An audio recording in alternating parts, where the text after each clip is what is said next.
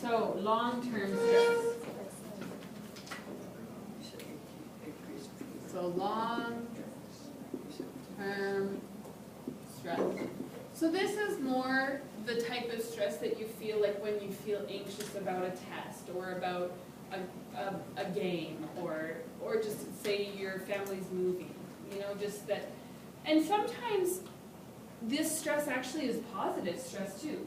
Like if you're excited about grad, that is actually stress sometimes too, even though it's a good one because you're excited.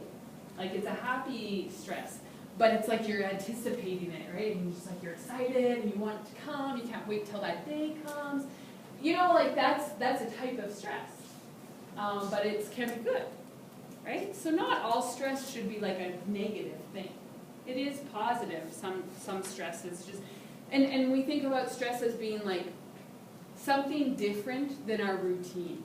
So when we think about excitement for grad, well that's definitely not routine. Like it's not something that happens every day. So that's why it's stressful, because it's like totally different. Okay? There can be good, bad. Okay, so let's start with, of course, long-term stress.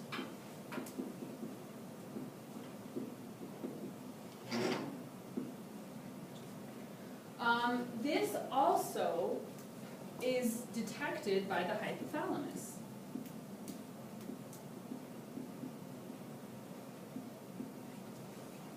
However, in this circumstance, the hypothalamus sends a releasing hormone.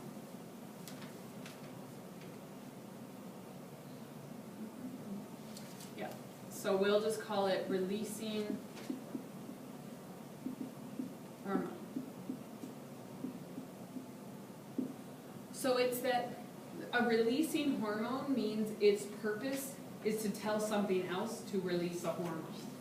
So the releasing hormone, this verb explains that that's what it's meant to do.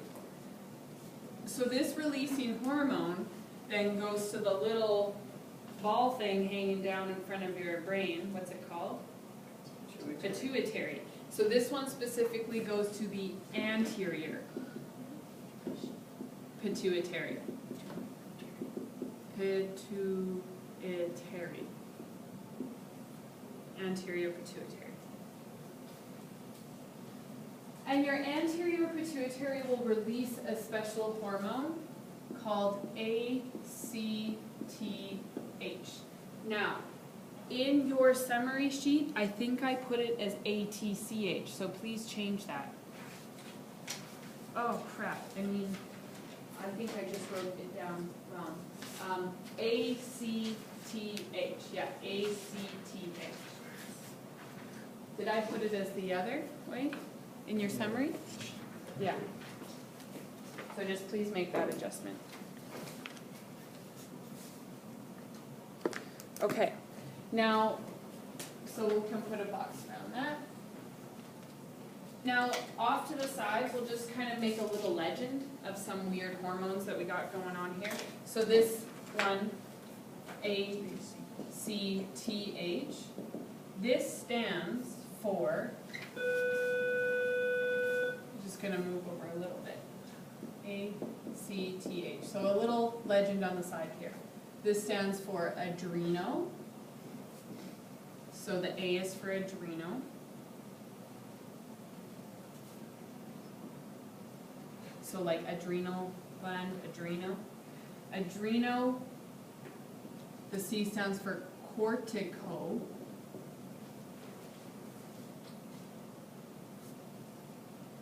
So it's all one word still. Adrenocortico. The T stands for trophic.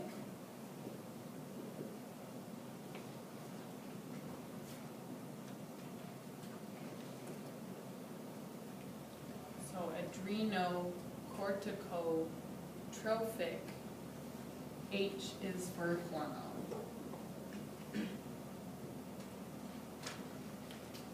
Now, you probably won't need to memorize that word. Most questions will just call it ACTH. But if a question said adrenocorticotrophic hormone, just remember that's ACTH, okay? So the name implies what it does. So adrenal, that means that it's going to target the adrenal gland. So that's the next thing, is it's going to target specifically the adrenal cortex.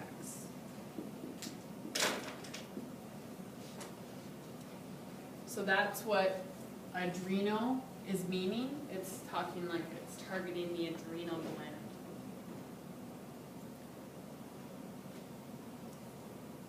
Now, cortico means that it's going to stimulate the adrenal gland to release something called corticoids. So corticoids are just specific types of hormones, okay? There's two specific corticoids that it's going to stimulate to release. Someone? No, can't read it. No, I think it's just, okay. All right, so it's going to stimulate two to be released. So we'll draw two arrows out of the adrenal cortex. One of them is aldosterone.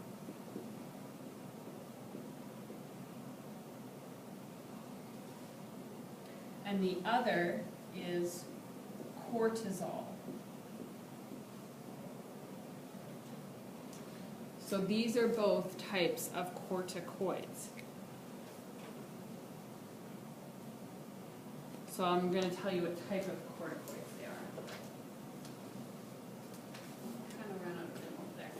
So again, this is just kind of with the legend, just to give us a little information. So aldosterone, aldosterone is a type of mineral corticoid.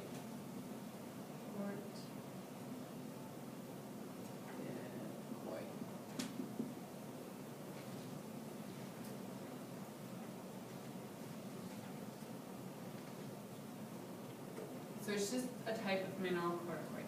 Now, for this course, we're not going to talk about mineral corticoids and what they are and all of the different types. All I want you to really focus on is that the adrenal cortex releases aldosterone. I just want to point this out, though, because your textbook and some other things will just say that the adrenal cortex releases mineral corticoids. That's what it's talking about. Really, it's talking about aldosterone is the most important one. Okay, so then cortisol is a type of glucocorticoid. Now, all glucocorticoids are types of steroids. So a glucocorticoid is just a different way of saying steroid. Now, do you think, what do we first think when we think about taking steroids? Well, yeah, we think about you take steroids to get... looking like Lane. Yeah, okay. So it's just that those type of steroids that people take for basically sport-enhancing drugs, right, are just specific types of steroids that stimulate muscle growth. But there is so many types of steroids in your body. Like testosterone is a type of steroid. Okay? Creatine. I think creatine is like a component of creatine phosphate, which is what is used when you've run out of cellular respiration, and so it's anaerobic cellular respiration is when you use creatine phosphate. Yeah. So I think it's more like it's like an energy compound. Yeah. Or a part of an energy compound. Anyways, so steroids is actually like a big thing. It's like saying trees are a type of plant, right? Performance enhancing drugs are just a type of steroid, but there's so many kinds, okay? So even though you're like, oh, cortisol, it's a steroid, that means it's bad, I'm gonna get, if I take a drug test and I have cortisol. No. We produce steroids normally, okay? Steroids are just chemicals in our body, but it's just when you take too much of a specific kind, that's when we see the bulk up results and stuff like that. It's just that's a specific type of steroid. Okay? All right, so blah, blah, blah. All right, so what do these two corticoids do? Well, aldosterone causes the retention of sodium ions and H2O in the nephron.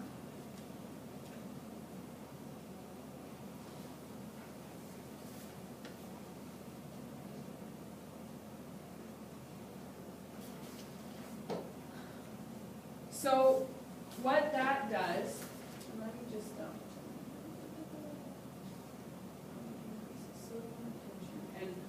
and H2O, we should say specifically reabsorption.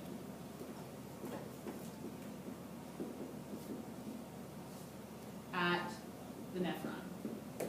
So from Bio 20, the nephron is the functional unit of the kidney that deals with water and solute regulation. So if we have more, so when we think about reabsorption, that's putting more water into where? The nephron or the blood? The blood, yes. So if we're putting more water into our blood, what is that going to do to our blood pressure? Increase or decrease it? So think about like a hose as being a blood vessel. If more water is now in the hose, it's increasing the pressure, okay? So the main result of this is an increased blood pressure.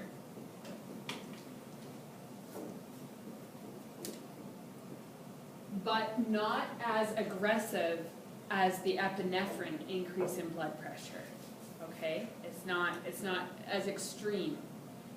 And it's more gradual because the nephron has to filter things out, right? It's not like, bam, your heart's pounded and your blood pressure goes up. It's like, okay, this happens a little bit slower, okay?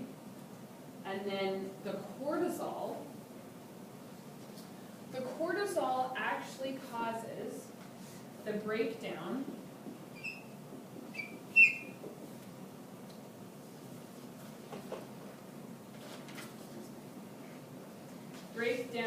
protein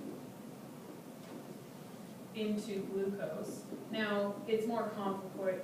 The proteins aren't made of glucose, but it will take protein components and break them down into a glucose component. So break down protein into glucose and fats into fatty acids.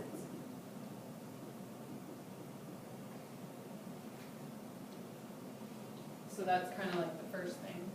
And then the second thing that it does is it suppresses inflammatory immune, or just say immunity.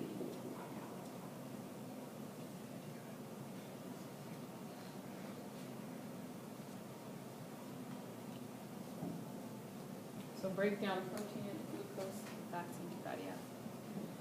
So this is, when we're experiencing this long-term stress, it's kind of why we can still get run down a little bit because we have that suppression of our immune system. You probably know, like, okay, if you overwork yourself, chances are you are going to get sick easier, right? Well, that's not rocket science, that's just cortisol, okay? Because what is happening, and this is like the answer to so many things in biology, the explanation. It's all about resource allocation. So how much resource do you have? So when you're in a long-term stress situation, your body is like, well, we kind of have to deal with this problem. You're not running from a bear or something, so it's not like a life or death thing, but your body's like, we have this stressful situation, So anything that's not really needed, we're not gonna focus on, like things like your immune system. It's like, let's just focus on dealing with the stress. So your body only has so much energy to allocate to different things. And one of the first to go is our immunity, right? So you know when you get run down, your immune system goes down.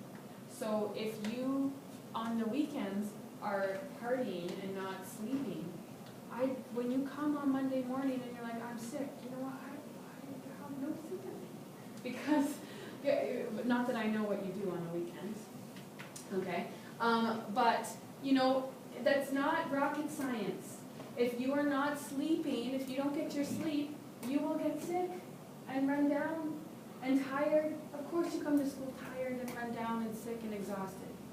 You need to take care of your bodies because your body does not have enough energy for you to go a party and show up at school and be able to think and function and stay healthy. Like, you really don't. So you actually have to make those choices every day. If you want to show up at school and be ready to get work done and to be healthy and to be able to, you know, play your sports and things, you have to make those choices on the weekend too. And there's a certain level of, you know, having fun, right? That's good to not be like, I have to go to bed at 8 o'clock, right? You know, like, you know, to have some fun. But if you're like, say, Friday, Saturday, and Sunday night, staying up till 4 in the morning or something, that's like, of course you're sick and tired and you can't focus. Duh. Like, it's not that hard to figure out. So, get something in your eye, that speck of dust again. Remember when you inhaled that speck of dust? Okay. So think about that. Your body only has so much energy, okay? And if you are drinking a lot, your kidneys have a lot to filter out, right? And it's only filtration and time that fixes that, you know? So you gotta make these choices because your body's just trying to make it through, okay? You wanna blow out some steam, have some fun once in a while? Okay, but not every single night till 4 in the morning or whatever you do. I don't even know. I don't even know what kids do, right? I don't know. Okay, so this all kind of contributes again to resources for stress. Okay?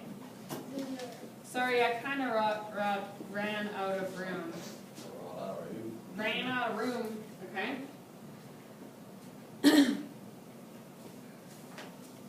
And it explains too why if you are under so much stress that you can have problems with your blood pressure too. There's other issues with diet and we've talked about that lots. But you know, if you have continual increased blood pressure and it's because you're stressed, you know, you might want to adjust some things in your life so that you don't have to be stressed like that all the time. Okay, so long-term stress and short-term stress. So that's the end of 15.2. So now you can finish your booklet questions on 15.2 and 15.1. Again, that booklet I will not take in for homework, but it can be a good resource to review things. Tomorrow is your sugar quiz, so your 2 feedback loops on sugar and 3 diploma-style questions. If you are in basketball, please come in the morning. Okay? 9 would be nice, or like no later than 9:30 because you need at least 20 minutes to do it. 9:30 at the very latest. But if you're in Chem, you should be here by 9. So I'm going to be doing, here, I'll just stop the video now.